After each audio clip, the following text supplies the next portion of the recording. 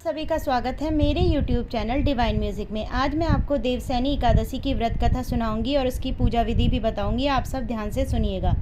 देवसैनी एकादशी का व्रत कथा सुनने मात्र से ही सारे दुख कष्ट दूर होते हैं। एकादशी का व्रत भगवान विष्णु को समर्पित होता है। हिंदू पंचांग के अनुसार 11वीं तिथि को एकादशी कहते हैं। एक महीने में 2 पक्ष होने के कारण 2 एकादशी होती हैं, एक शुक्ल पक्ष में और दूसरी कृष्ण पक्ष में।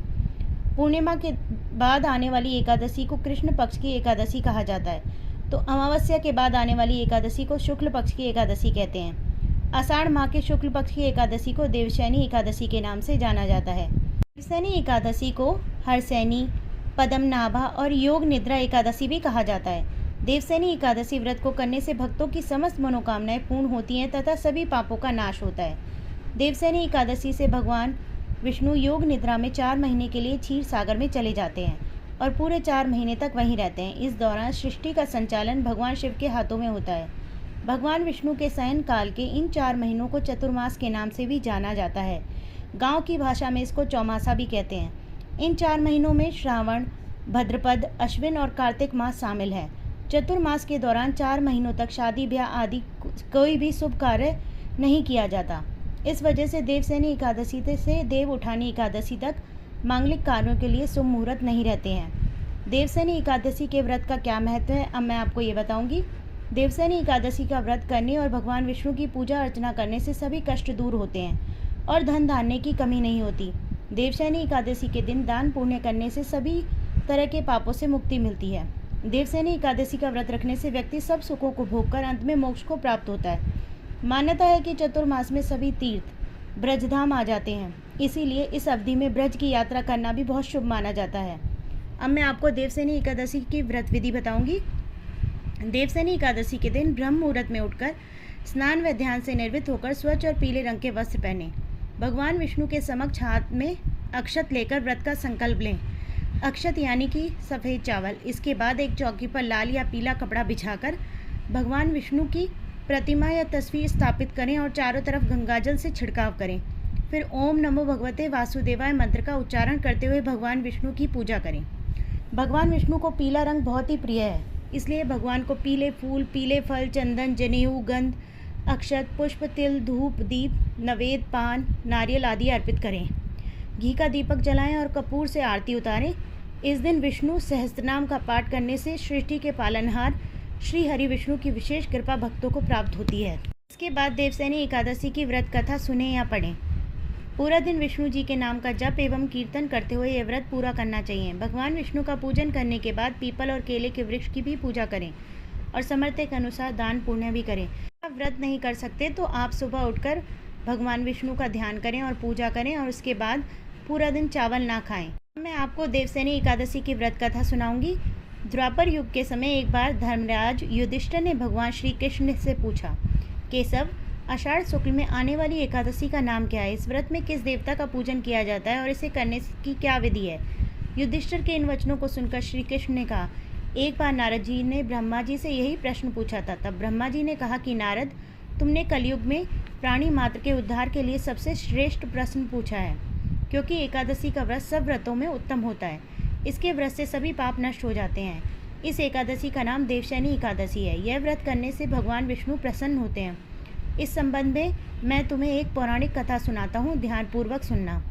सतयुग में माधंता नाम के एक सूर्यवंशी राजा राज्य करते थे। वे सत्यवादी, महान तपस्वी और चक्रवर्ती थे। वे अपनी प्रजा का पालन संतान की तरह करते थे। उनकी सारी प्रजा धन धान्य से परिपूर्ण थी और सुखपूर्वक जीवन यापन कर रही थी। उसके राज्य में कभी अकाल नहीं पड़ा था, कभी किसी प्रकार की प्राकृतिक आपदा नहीं आई थी, किंतु भविष्य में के संदर्भ में कोई कुछ नहीं जानता। अतः वह भी इस बात से अनजान थे कि उनके राज्य में शीघ्र ही भयंकर अकाल पड़ने वाला है। 3 वर्ष तक वर्षा न होने के कारण उनके राज्य में भयंकर अकाल पड़ा। इस अकाल से चारों ओर त्राही त्राही मच गई।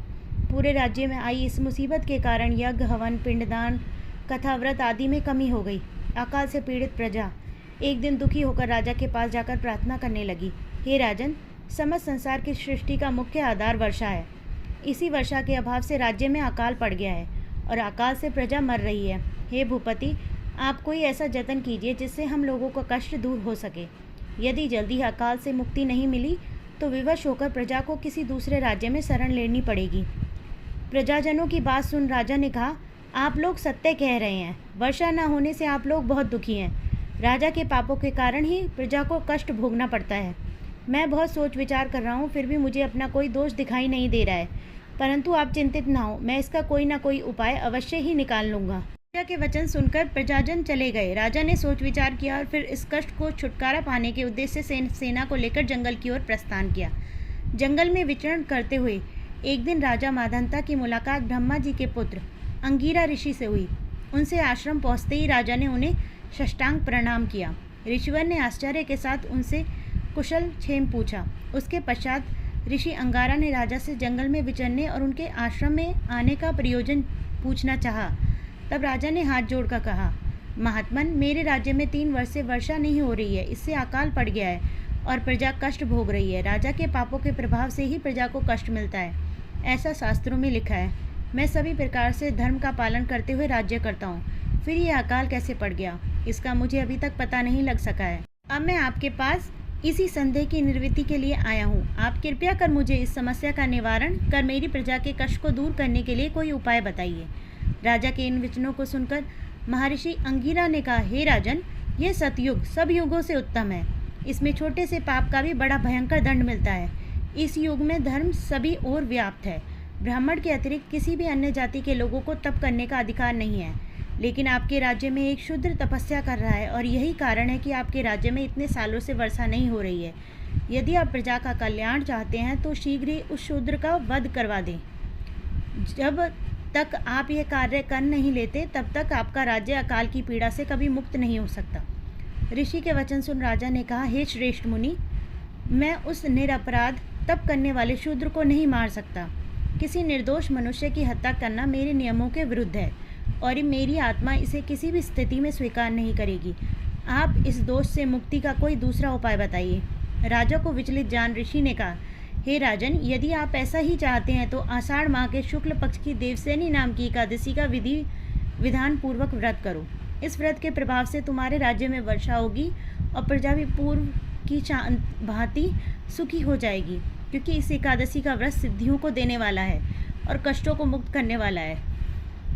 उनके इन वचनों को सुनकर राजा अपने राज्य की ओर लौट गया और विधि विधान से देवशयनी एकादशी का व्रत किया। व्रत के प्रभाव से उनके राज्य में बहुत तेज वर्षा हुई और प्रजा को अकाल से मुक्ति मिल गई। पूरा राज्य फिर से धन धान्य से संपन्न हो गया। कथा का समापन करते हुए ब्रह्मा जी ने नारद मुनि से कहा, नारद, इसलिए ये देवशयनी एकादशी व्रत समस्त जीवों को मुक्ति प्रदान करने वाला है। ब्रह्मा जी और नारद के संवाद को पूर्ण करते हुए भगवान श्री कृष्ण ने महाराज युधिष्ठिर से कहा, हे राजन, ये देवशयनी एकादशी इतनी प्रभावशाली क्यों है कि जो भी व्यक्ति इसे पढ़ता या सुनता है वह पाप मुक्त हो जाता है। ब्रह्मवैवर्त नामक पुराण में देवशयनी एकादशी का बहुत अधिक महत्व है। माना जाता है कि इस व्रत को जो भी पूरी श्रद्धा से रखता है उसकी सभी मनोकामनाएं पूर्ण होती हैं। बोलो विष्णु भगवान की जय। अब मैं आपको दूसरी पौराणिक कथा सुनाऊंगी, आप सब ध्यान से सुनिएगा। भागवत पुराण के अनुसार एक बार असुरों के राजा बलि ने तीनों लोकों पर अधिकार स्थापित कर लिया था। देवी देवता परेशान हो गए। भयभीत होकर देवराज इंद्र भगवान विष्णु से मदद मांगने उनके पास पहुँचे। श्री हरि विष्णु ने वामन अवतार धारण कर लिया और बलि के पास दान मांगने पहुँचे। उन्होंने राजा बलि से 3 पग भूमि का दान मांगा। राजा बलि से स्वीकार कर लेते हैं। तब वामन भगवान ने एक पग में संपूर्ण धरती, आकाश और सभी दिशाओं को नाप डाला। वहीं दूसरे पग में उन्होंने स्वर्गलोक को नाप लिया। अब तीसरा पग रखने पर कुछ भी शेष न बचा था, तो उन्होंने बाली से पूछा कि अब मैं तीसरा पग कहाँ रखूं। बलि ने अपने शीश आगे करते हुए निवेदन किया कि प्रभु, आप अपना तीसरा पग मेरे शीश पर रखिए।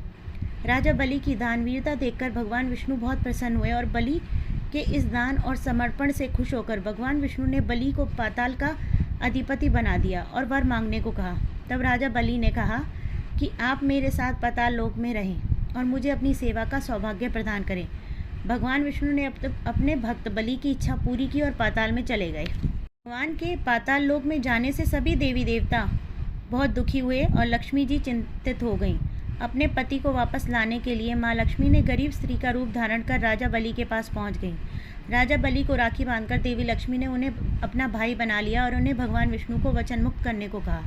तब भगवान विष्णु ने राजा बलि को निराश न करते हुए ये वरदान दिया कि वो हर साल आषाढ़ शुक्ल पक्ष एकादशी से कार्तिक शुक्ल एकादशी यानी कि 4 माह तक पाताल लोक में निवास करेंगे।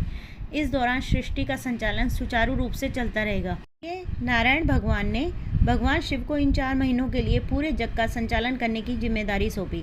इसलिए माना जाता है कि चतुर्मास के दौरान संसार का संचालन भगवान शिव द्वारा किया जाता है। बोलो विष्णु भगवान की जय, बोलो शिव शंकर भगवान की जय। धन्यवाद। अगर आपने अब तक मेरा चैनल सब्सक्राइब नहीं करा है तो मेरा चैनल डिवाइन म्यूज़िक सब्सक्राइब करें और मेरी वीडियोस को लाइक करें। धन्यवाद।